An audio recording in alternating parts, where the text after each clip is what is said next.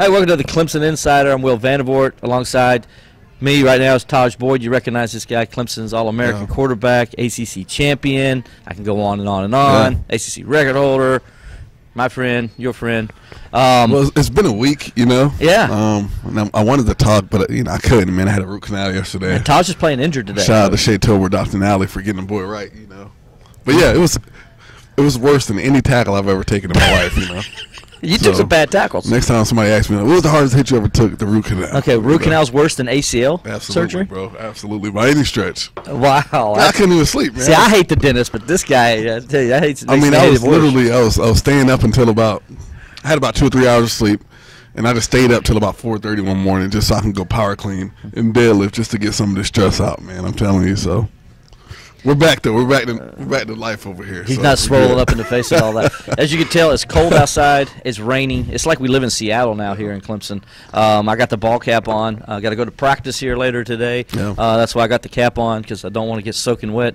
Well, Taj, speaking of bowl practice, let's talk about this bowl matchup. Clemson going to play Notre Dame in the 83rd Cotton Bowl Classic. First of all, that's pretty cool. That's Cotton Bowl's one of the bucket list items for me to go to. And I'm excited about scratching that one off and getting to cover it. I've been to Jerry World before, and that's it's an awesome venue. Clemson fans are going to love it.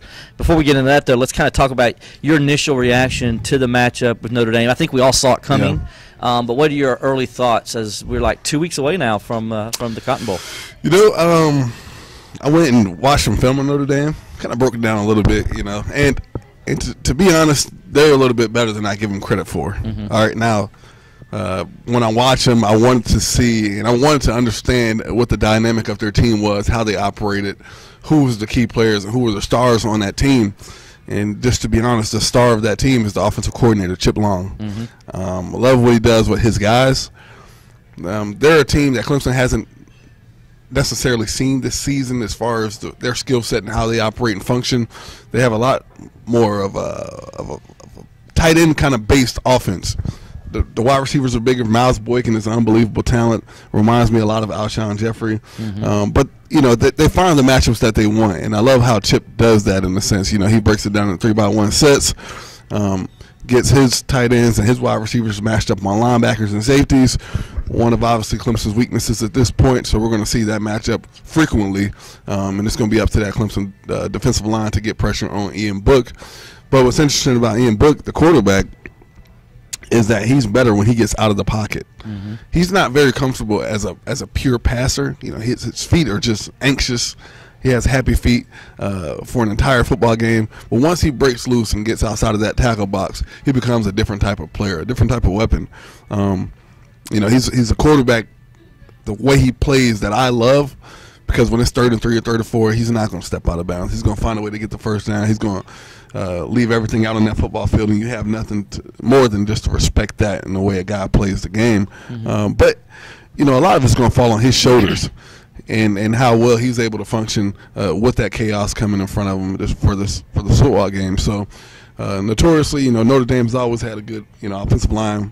In the past, they've had Zach Martin, guys like that, guys that can go out there and get it done, play more of a skill set that Clemson has. So we'll see how that matchup ensues. Defensively, on the other hand, I don't think they're as good as advertised. From a lateral movement standpoint, side to side, I don't know if they're as fast as people made them out to be. I think that ETN is going to have an unbelievable game in this matchup, just because once you get to that second level, I don't know if they have the speed to break away and catch up to a guy like that. And obviously with the matchup with T. Higgins and Justin Ross and Hunter Renfrow, they're going to have their hands full for an entire football game, entire 4 quarters. And Notre Dame is one of those teams that I don't know if they've necessarily faced that adversity outside of that USC game, who's at this point is not a very good football team. Right. If they can sustain that and bounce back from that. So Clemson has the upper hand in this. They have the more experience in this matchup. But I'm excited to see how Notre Dame counters and how Brian Kelly took that experience that he had a few years ago and brings it back to this current team. Yeah, you mentioned the offense and what was going on as what they do from a schematic standpoint. And I think one of the things that stood out to me that they didn't do as much this year, but I think they're going to do a lot in this game because of the matchups, is throw the ball to tight end. Yeah. He had 34 catches for 340 yards. They got a guy 6'5", 247. got speed. More reminds me of a lot of a Jordan Leggett kind of guy. They like to put in the slot. They like to bring off this and chip a little bit and bring him out in pass coverage. I think he's the guy in this game that could give that Clemson defense fits, because as you just said, it's not a good matchup for the safeties or the linebackers for Clemson, and this is a guy I think they can exploit, because I think Clemson can handle their own on the corners, on the edges. I think it's that matchup there and that slot position that could give Clemson problems. Well, and it's going to be obviously a big matchup for Isaiah Simmons if that's going to be the case. We've seen obviously in the past that they've taken Trey Lamar out in some instances, brought in Shaq Smith, let him get out there and use his speed, and utilize his capability. And I think that's what we're going to see in this game. I mean, I think you have to at this point, because although Trey Lamar is a run stopper, he's a hell of a football player, I don't know if he has the ability in open space to go out there and do what you need him to do. Especially against that tight end. Right. The running backs, too, they love to throw screens to the running back. Man, they'll screen you to death from what I've seen. I mean, it's like frustratingly screen you to death, where guys think they got it stopped, they got it sniffed out, and they got, oh, well, wait a second, here's a guard pulled out that's going to sandwich you.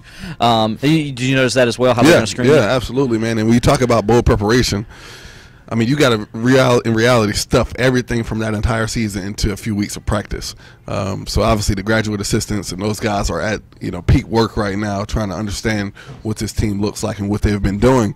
But I guess the commonality in this, or just the idea of the relationship between Notre Dame and Clemson, I think brings this more to the forefront of this bowl matchup, because Notre Dame didn't come and have a great performance. They had an opportunity, I think, when they came here to unseat Clemson. They had some drop balls and everything else of that nature. So I think we're going to see a team that's going to be fired up.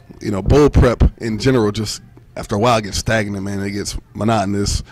And after a while, you just want to go ahead and play the game. So, with this game being a week and a half away, I mean, I can't think that these guys are more than anxious to get out there in that football field and see what they can do against Clemson, because obviously when you look at that Oklahoma-Alabama matchup, when you look at this Notre Dame-Clemson matchup, I mean, Clemson is the team to beat in a sense, man, because they've went out there and they've done it consistently, and they've beat everybody by just a multitude of points.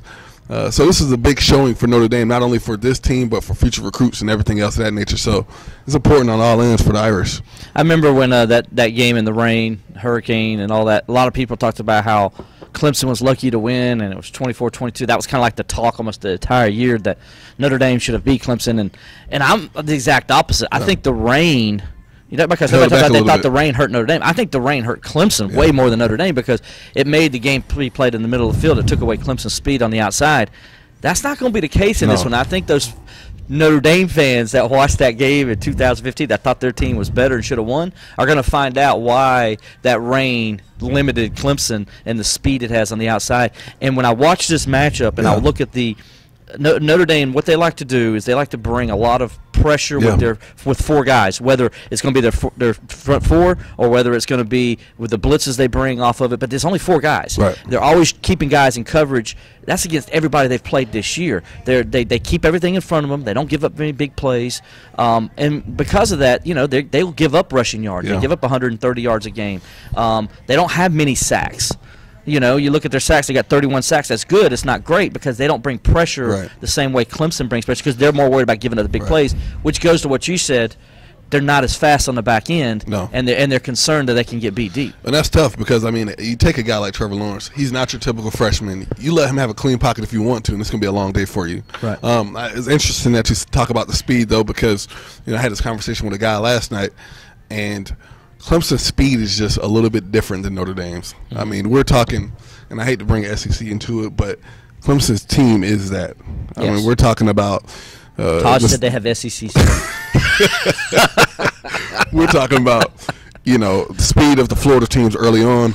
I mean, you get guys like Travis Etienne. You get guys, like Justin Ross. You get guys like T. Higgins. These guys can run, man. Yeah, they can fly. And I don't think that Notre Dame, first off, hasn't seen that this entire season. The only team, and that's what concerns me, even when we're talking about the Oklahoma-Alabama matchup, Kyler Murray hits a different gear, So, I mean, I think he's going to come in with fury. I think he's going to go out there and really put up 35, 40 points. And Alabama goes out there and somehow stalls on 4 or 5 drives on offense, I think they could find themselves in a tough situation in this game. So, but back to the Notre Dame. All right. We can talk all day about the Orange Bowl. But the Cotton Bowl, man, Clemson, I think, man, was just overwhelming when it's all said and done, because they just won't be able to keep up, man. And they don't have enough guys in their rotation and enough depth to go out there and sustain it for 4 quarters. That's been a problem for every other team that Clemson has faced this entire season. I don't think it changes here. Now, they do have a very good defensive line. You have to give them credit for that. I mean, I think that they got an All-American defensive tackle in the middle, 6'7", 305. My gosh, what a big monster. Boy. Terrence Cody sound like that. Right? Yeah, and then they got 2 very tall, big physical defensive ends at 6'5", 245 and 265 range. So they got some guys that can cause some trouble. I think the key matchup there, and I think it's probably the key matchup for that Clemson offense, is Tremaine Akram, and not allowing that pressure there, because we've seen him have a couple breakdowns this year, and they've had to bring somebody else in to keep it because he just hasn't played well at times. Well, and if that's the case, I mean, you got to look at what those running backs that Clemson will be able to do. Obviously, they've gotten better in pass pro over the last couple of years, but if they got to find a way to chip, we'll see how much they've progressed in this type of game right here. So, obviously, if Notre Dame sits there and they play coverage this entire game, that running back sitting in the flats over there is always going to be an option or outlet for Trevor Lawrence in this game. And if that's the case, if it's Travis Etienne matched up one-on-one with anybody in open space, I mean, it's over with before it even starts, man. So, I'm more excited about this game than I thought it was going to be. I got you excited. That's good. I thought it was going to be, 50-0, and it may, but I think this game has a little bit more salt to it than I thought. All right, go in there, man. Yeah. What's the prediction? 42-21. 42-21. I like it. Yeah. Irish. No, I'm joking. No. Robert just about had a heart attack.